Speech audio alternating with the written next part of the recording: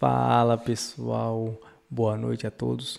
Mike aqui para mais esse vídeo. E nesse vídeo, pessoal, vamos reagir aqui à vitória do Palmeiras contra o Vasco de 3-0, tá? Temos aqui um corte dos comentaristas aqui da ESPN. Crédito, vamos deixar os créditos para os camaradas, né? Vamos deixar os créditos para eles.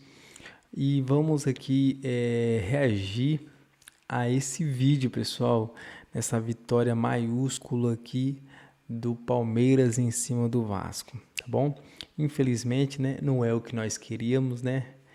Mas aí o Vasco tomou uma sacolada do Palmeiras, pessoal. Mas vamos lá, vamos pro vídeo. Crédito aí à ESPN e vamos pro conteúdo. E você é mineiro, me disse o Dilma, está trocando aqui vocês dois, eu acho. Eu sou lagoeiro, eu adoro Lagoas. Você é do Pantanal, né? Também adoro Pantanal. Foco. E adoro Batuba E também. de Paris também. Não pode vir um tuiuiu. Foco. Fui pouco. Olímpico. Vamos ouvir Fernando Diniz e Abel Ferreira, depois da vitória do Palmeiras, construída toda no primeiro tempo, 3-0. Agora nosso editor-chefe está com taquicardia. Mas era isso que eu esperava dos meus jogadores. Eu já disse várias vezes, não vamos ganhar sempre. Temos, com o nosso campeonato fora de casa no Brasileirão tem sido muito competente, mas como te disse, não vamos ganhar os jogos todos, mas sinceramente estava à espera. Não foi surpresa para mim a resposta dos nossos jogadores, mas foi determinante essa mentalidade de aceitar o que aconteceu no Bahia, de aprender com o que aconteceu no Bahia, de entrar firme, forte e dinâmico neste jogo, procurar fazer um gol cedo, porque nós tínhamos um dia a menos de recuperação do que o nosso adversário. E nós sabemos que quando abrimos o jogo dá mais confiança, dá mais tranquilidade, e acho que no total do jogo acho que fomos merecedores desta vitória. Fez um primeiro tempo muito ruim, principalmente na parte de marcação, e o Palmeiras soube se aproveitar. É verdade que fizeram 3 gols, mas foram as 3 primeiras chances que o Palmeiras teve no jogo, eles aproveitaram as 3. E praticamente ele liquidou o jogo com isso, que foi o placar final do jogo. A gente teve alguns descuidos muito graves de coletivos, principalmente no sentido de a ideia era não oferecer profundidade para o Palmeiras, não abrir o centro do campo, deixar o jogo mais lento, e a gente fez tudo ao contrário. Foi uma surpresa, a gente tomou uns gols da maneira que a gente achou que podia tomar. Então, isso que deixa a gente com um olhar negativo, muito negativo, porque foi no primeiro tempo. Palmeiras começou com tudo, como já tinha feito em alguns outros jogos, né? Sim. Atropelou no primeiro tempo e depois no segundo tempo também não passou muito sufoco, um lance ou outro. Não, podia ter feito mais pelo menos 2 gols. E poderia ter feito mais 2 gols. O Palmeiras hoje, uma noite tranquila. Para esta dupla aqui, que todo linha de passe que tem jogo do Palmeiras, a gente tem que bater o ponto lá e falar dessa dupla, porque de novo ela resolveu. Hoje teve 2 do Flaco e 1 do Vitor Roque e Eugênio Leão. Foi um início de jogo, né? Absurdo. E dos 3 gols, um deles é um lance de trapalhões, né? O segundo gol. O segundo gol, o cruzamento do Piquerez, que o Freitas escorrega, aí o Hugo Moura chuta a bola nele, bate, sobra. Aí ninguém olha, e daqui a pouco quem olha é o Flaco. Agora, né? Aí, ó, o Flaco vamos lá. faz o gol.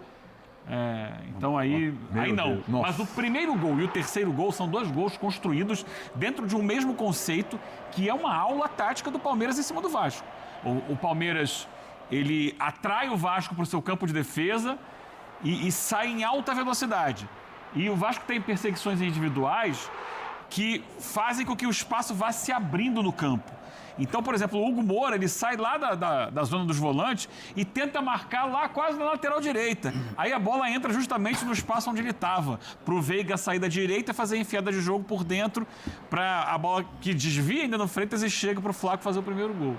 O terceiro gol é o Flaco que sai, vem buscar essa bola na direita, mas também, de novo, o Hugo Moura saiu, deixou o buraco no meio de campo. E o Palmeiras, quando ele gera com essas movimentações, o Giai leva o Nuno Moreira para ser um lateral esquerdo lá aberto. Com essas movimentações, ele gera o espaço e ele ataca esse espaço em velocidade, com muita objetividade, com muita verticalidade. Isso mata a defesa do Vasco, quando olha já está 3-0. Acordou 25 minutos, está 3-0. O que eu faço da vida? Acabou o jogo. Tarde demais. Acabou, não tem mais possibilidade de reação ali. Ainda mais contra o Palmeiras. Ainda mais contra o Palmeiras, que sabe muito bem trabalhar a partir daí. E repito, no segundo tempo foram pelo menos duas... É que o segundo tempo teve momentos, né? O Vasco começou um pouco melhor, aí ali dos 15 aos 30, o Palmeiras deu uma blitz, aí poderia ter feito mais 2 gols, aí o Abel vai tirando o pessoal, aí vai entrando a galera do banco e o Vasco ainda tem chance no final de fazer 1 ou 2 gols ali, acaba não conseguindo finalizar bem. Mas é um jogo em que, na hora que estava valendo, o Palmeiras sobrou.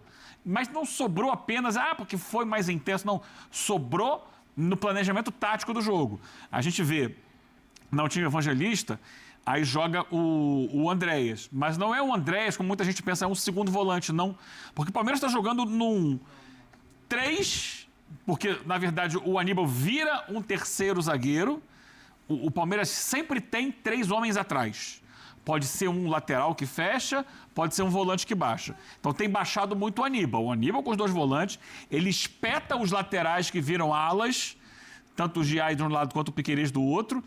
E você tem uma linha de 3 ali. Veiga, Andréas e Felipe Anderson.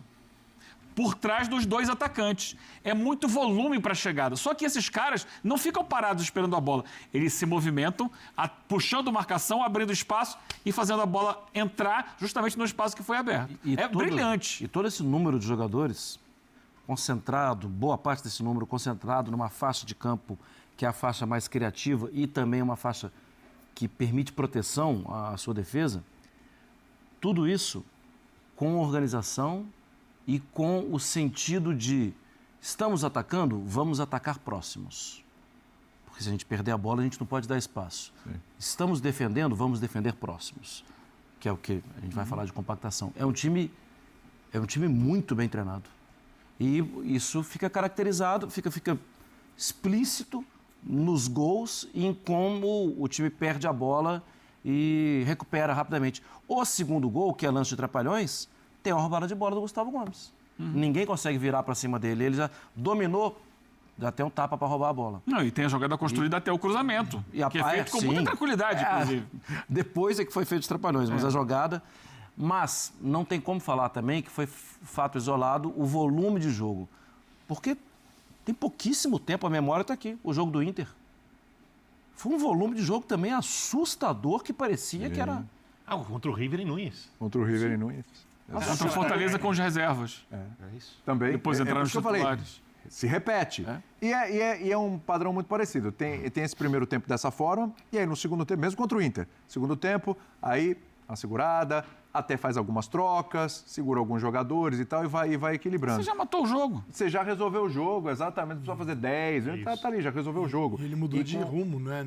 Porque a partir do momento que ele vem com Flaco e Roque, você tem um peso pelo centro do campo que não havia. E ele já foi um Palmeiras de atacar muito pelas beiradas. Né? Já foi. E esta versão do Palmeiras é uma versão, como citou o Eugênio, você tinha Felipe Anderson, Andreas Pereira, o Veiga. Você não tem caras, são caras que vão ali 1 contra 1, linha de fundo. São articuladores. Só que você tem no centro 2 potências que elas se dividem fazendo gol.